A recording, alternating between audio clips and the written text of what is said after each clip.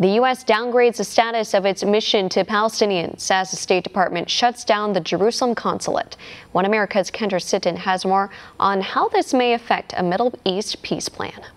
The United States' main diplomatic outpost to Palestine is now under the authority of its mission to Israel. In a break with tradition, the State Department closed its Jerusalem consulate over the weekend, after it served for decades as the U.S. mission to Palestine. Now, the U.S. Embassy to Israel will have a Palestinian Affairs unit to handle outreach to Palestinians. It puts the mission under the control of Ambassador David Friedman, who is a longtime supporter and fundraiser for Jewish settlers in the West Bank. While the U.S. says efficiency is behind the change, Palestinians see a different story, as not having a direct line with Washington downgrades their relationship. The American State Department's decision to merge the consulate with the so-called embassy is a further step in trying to dictate the results of negotiations and to move from negotiations to dictations. Palestine is accusing the Trump administration of yet again siding with Israel. When the announcement was made back in October, it followed statements from John Bolton, who referred to the territories as a so-called state, something Palestinian officials pushed against.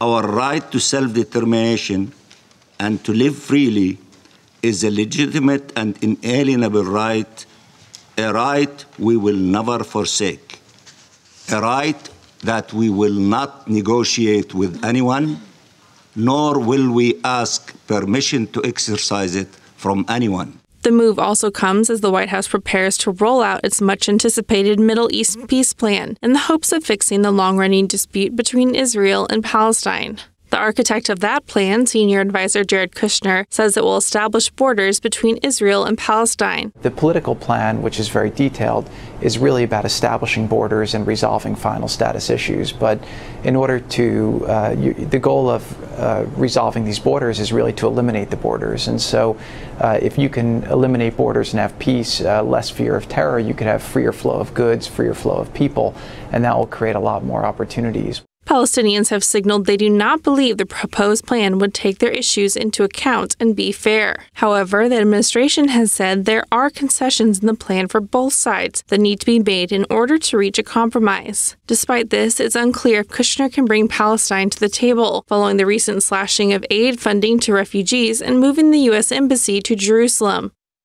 Kendra Sitton, One American News. Want to see more videos like this? Click on the link below and subscribe to One American News on YouTube, and call your cable provider and kindly demand that One American News is added to your lineup. Call and subscribe today.